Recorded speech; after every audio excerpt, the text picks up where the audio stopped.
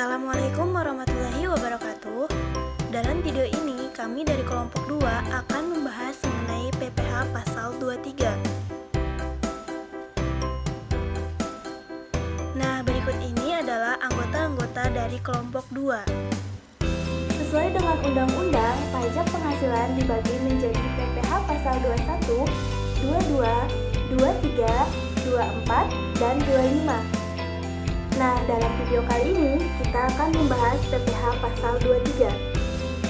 Pajak penghasilan atau PPh pasal 23 adalah pajak yang dipotong atas penghasilan yang berasal dari modal, penyerahan jasa, atau hadiah dan penghargaan selain yang telah dipotong PPh pasal 21. Biasanya PPh pasal 23 dikenakan saat adanya transaksi di antara dua pihak. Pihak yang berlaku sebagai penjual atau penerima penghasilan atau pihak yang memberikan jasa akan dikenakan PPh pasal 23. Sementara pihak pemberi penghasilan atau pembeli atau pihak penerima jasa akan memotong dan melaporkannya ke kantor pajak. Dasar hukum PPh pasal 23 itu sendiri adalah Undang-Undang Nomor 7 Tahun 1983 tentang pajak penghasilan. Undang-undang ini telah diubah 4 kali. Undang-undang PPh terakhir kali diubah menjadi Undang-Undang Nomor 36 Tahun 2008.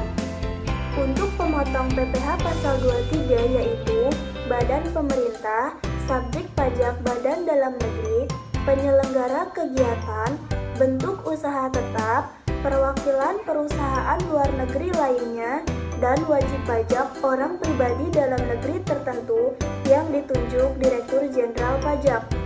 Di antaranya yaitu akuntan, arsitek, dokter, notaris, pejabat pembuat akta tanah, kecuali camat, pengacara, dan konsultan yang melakukan pekerjaan bebas. Orang pribadi yang menjalankan usaha yang menyelenggarakan pembukuan atas pembayaran berupa sewa, wajib pajak orang pribadi ini hanya melakukan pemotongan PPh pasal 23 atas sewa selain tanah dan bangunan saja. Kemudian, untuk penerima penghasilan yang dipotong PPh pasal 23 adalah wajib pajak dalam negeri. Dalam hal ini, bisa orang pribadi atau badan. Dan yang kedua adalah bentuk usaha tetap. Selanjutnya, saya akan membahas tentang jenis penghasilan yang dikenakan PPh pasal 23.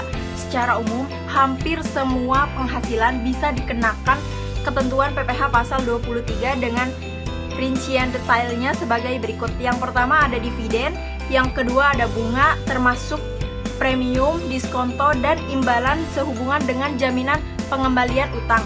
Yang ketiga ada royalti, yang keempat ada hadiah, penghargaan, bonus, dan sejenisnya yang telah dipotong pajak penghasilan, yaitu penghasilan yang diterima atau diperoleh wajib pajak dalam negeri, orang pribadi yang berasal dari penyelenggara kegiatan sehubungan dengan suatu pelaksanaan kegiatan.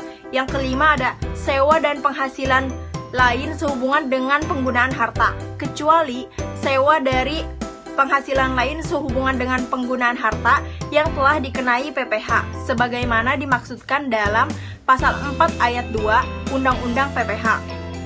Dan yang keenam ada imbalan sehubungan dengan jasa teknik, jasa manajemen, jasa konstruksi, jasa konsultan, dan jasa selain jasa yang telah dipotong PPh, sebagaimana dimaksud dalam pasal 21 Undang-Undang PPh. Kemudian ada juga jenis penghasilan yang dikecualikan PPh pasal 23. PPh pasal 23 juga mengatur beberapa penghasilan yang tidak dikenakan pajak dengan rincian daftar sebagai berikut. Yang pertama ada penghasilan yang dibayar atau terutang kepada bank. Yang kedua ada sewa yang dibayar atau terutang sehubungan dengan sewa guna usaha dengan hak opsi.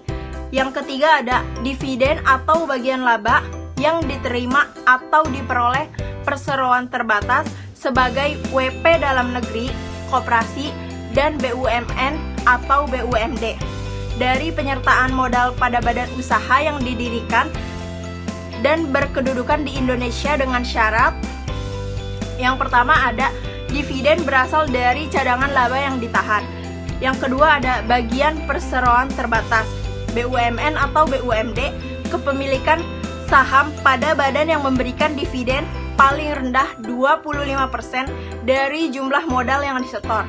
Yang ketiga ada bagian laba yang diterima atau diperoleh anggota perseroan komanditer yang modalnya tidak terbagi atas saham-saham, persekutuan, perkumpulan, firma, dan kongsi termasuk pemegang unit penyertaan kontrak investasi kolektif.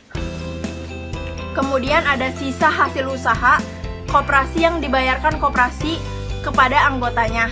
Dan yang terakhir ada penghasilan yang dibayar atau terutang kepada badan usaha atas jasa keuangan yang berfungsi sebagai penyalur pinjaman atau pembiayaan. Baik, selanjutnya saya akan menjelaskan tentang tarif dan objek PPh pasal 23. Tarif dari PPh 23 itu dikenakan atas DPP. Tarif itu terbagi menjadi dua. Yang pertama ada 15% dan 2%. Untuk yang dikenakan 15% itu ada 4. Yang pertama ada dividen, bunga, royalti, dan hadiah. Untuk dividen itu khusus untuk WP Badan. Untuk bunga, jenisnya itu bunga pinjaman dari WP Badan ke WPOP. Untuk royalti itu WP Badan dan WPOP. Dan hadiah itu ada penghargaan, bonus, dan lain sebagainya. Itu khusus untuk WP Badan. Untuk yang 2% itu terdapat dua juga jenisnya. Ada yang pertama ada sewa dan jasa. Untuk sewa itu dari jumlah bruto atas sewa dan penghasilan lain sehubungan dengan penggunaan harta, kecuali sewa tanah dan atau pembangunan. Untuk yang 2% dari jasa itu dibagi menjadi 4. Yang pertama ada jasa teknik, jasa manajemen, jasa konsultan, dan jasa konstruksi. Selain yang telah dipotong PPh pasal 21, berarti jasa ini hanya untuk WP Badan saja. Sedangkan yang 2% dari sewa itu untuk WPOP dan WP Badan. Selanjutnya saya akan membahas tentang ketentuan PPh pasal 23. Yang pertama, ketentuan saat terutang, penyetoran, dan pelaporan PPh pasal 23.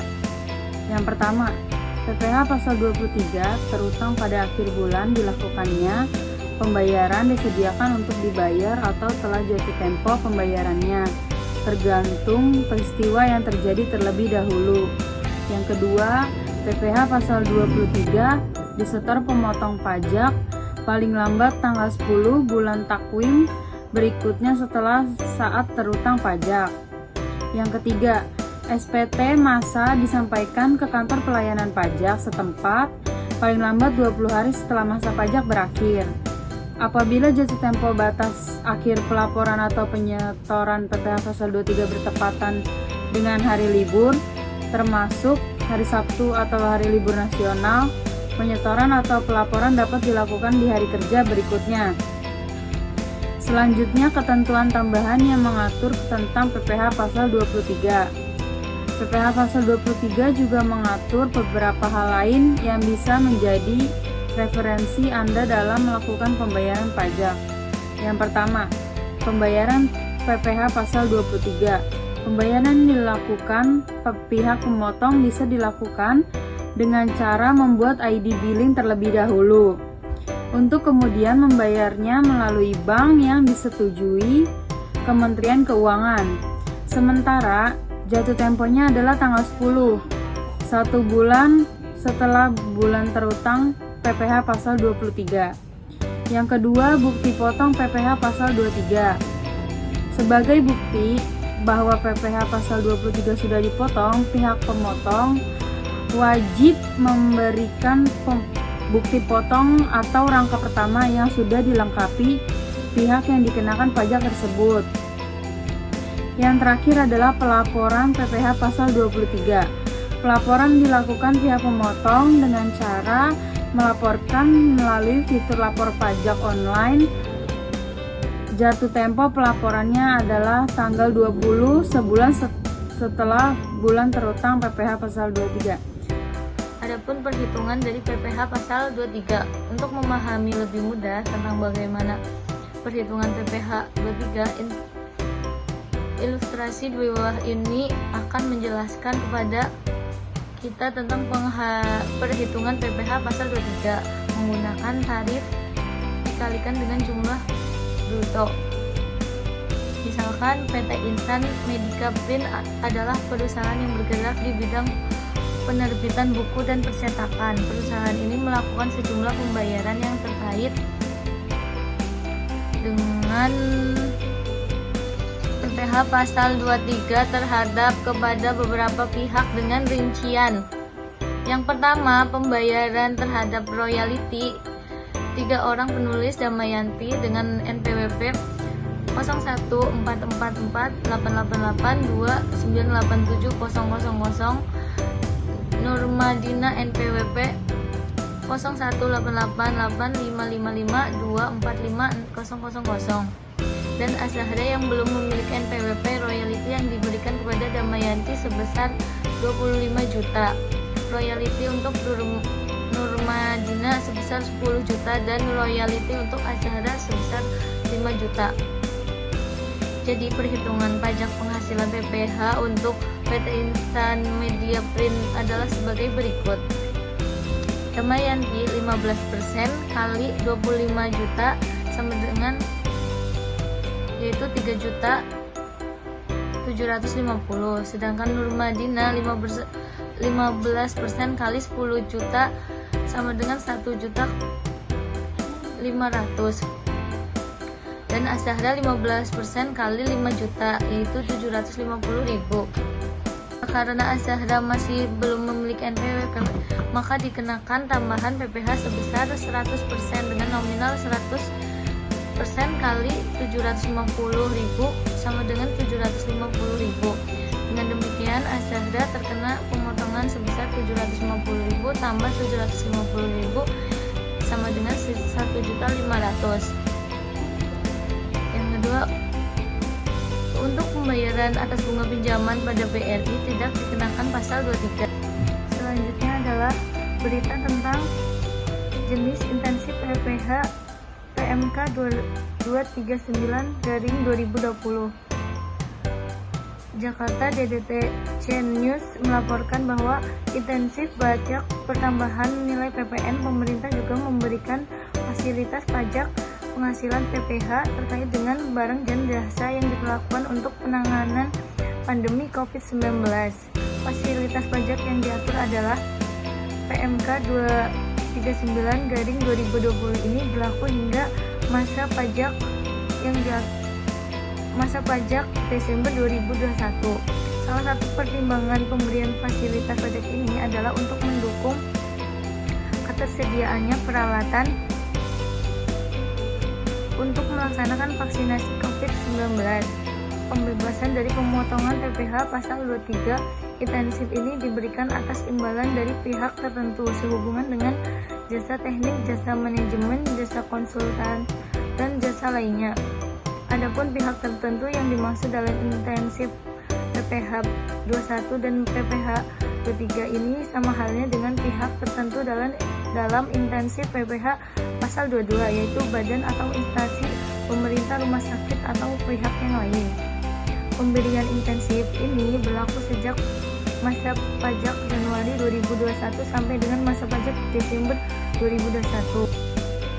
Sekian pemaparan kami mengenai PPh pasal 23. Mohon maaf bila ada pengucapan kami yang kurang tepat. Terima kasih. Wassalamualaikum warahmatullahi wabarakatuh.